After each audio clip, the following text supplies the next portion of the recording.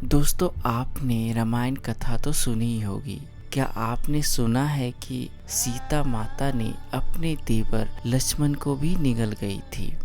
इन सब अनसुनी कथा को जानने के लिए वीडियो के अंत तक बने रहिए। नमस्कार साथियों, आप देख रहे हैं अनंत टीवी इंडिया। मैं आपका दोस्त संजीव। अगर आप नई रोचक कहानी वीडियो देखना चाहते हैं तो प्लीज चैनल सब्सक्राइब करना ना भूलें। तो दोस्तों, आइए जानते हैं सीता माता ने क्यों लक्ष्मण को निगल गई। रामायण गाथा के अनुसार भगवान राम और सीता के साथ लक्ष्मण भी 14 साल के वनवास में उनके साथी बने। माता सीता वैसे तो लक्ष्मण की भाभी थी, लेकिन दोनों के बीच देवर भाभी की नहीं बल्कि एक पुत्र और माता का रिश्ता था। वनवास के दौरान लक्ष्मण ने कदम कदम पर अपनी प्रिय भाभी सीता की रक्षा की, इसलिए माता सीता के लिए लक्ष्मण एक पुत्र की तरह प्रिय थे।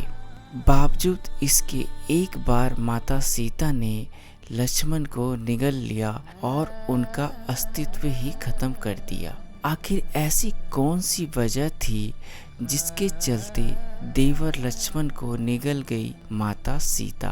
माता सीता अपने ही देवर लक्ष्मण को निगलने पर विवश हो गई। इसका जवाब मिलता है रामायण की इस अनसुनी पौराणिक गाथा में।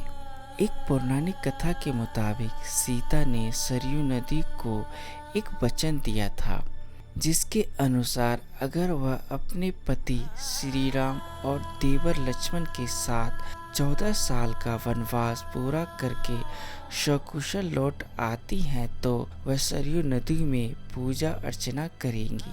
अपने वचन के अनुसार वनवास से लौटने के बाद माता सीता अपने पुत्र समान देवर लक्ष्मण को लेकर सरयू नदी के पास चली पड़ी। जब राम भक्त हनुमान ने दोनों को जाते देखा तो वह भी उनका पीछा करने लगे। माता सीता जो सरयू नदी के किनारे पहुंची तो हनुमान एक पेड़ के पीछे छुप गए और वहीं से उन दोनों पर नजर रखने लगे। उधर पूजा आरंभ करने से पहले माता सीता ने लक्ष्मण को सरयू नदी से जल लाने के लिए कहा, जिसके बाद लक्ष्मण जल लाने के लिए नदी में उतर गए।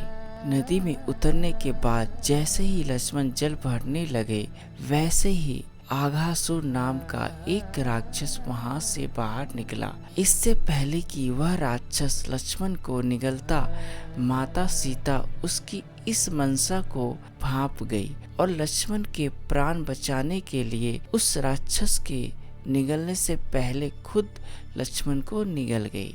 लक्ष्मण को निगलते ही माता सीता और लक्ष्मण का शरीर जल के समान एक तत्व में बदल गया।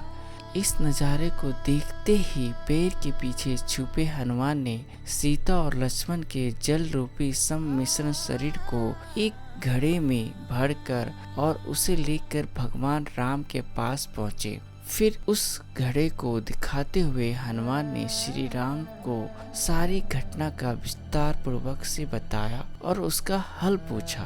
अपने प्रिय भक्त हनुमान की सारी बात सुनने के बाद भगवान मुस्कुराए और उन्होंने हनुमान को बताया कि इस राक्षस को भगवान शिव का वरदान प्राप्त था, जिसके अनुसार इसका वध कोई भी नहीं कर सकता है।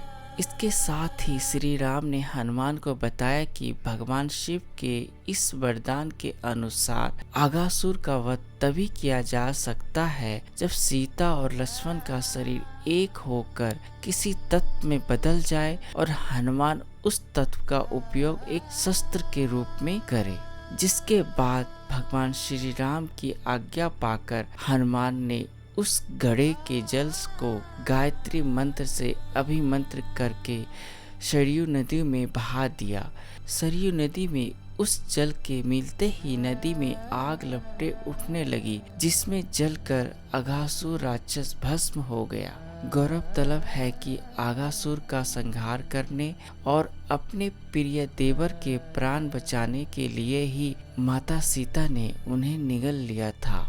हालांकि आघासुर की मृत्यु होते ही सरयू नदी ने सीता और लक्ष्मण को उनका शरीर का वापस कर दिया और इस तरह से उन्हें फिर से एक नया जीवन दान मिला। तो दोस्तों, कैसी लगी आज की कथाएं प्लीज़ हमें ज़रूर बताइए। आपसे फिर मिलता हूँ एक नई रोचक कहानी वीडियो के साथ। तब तक जय हिंद।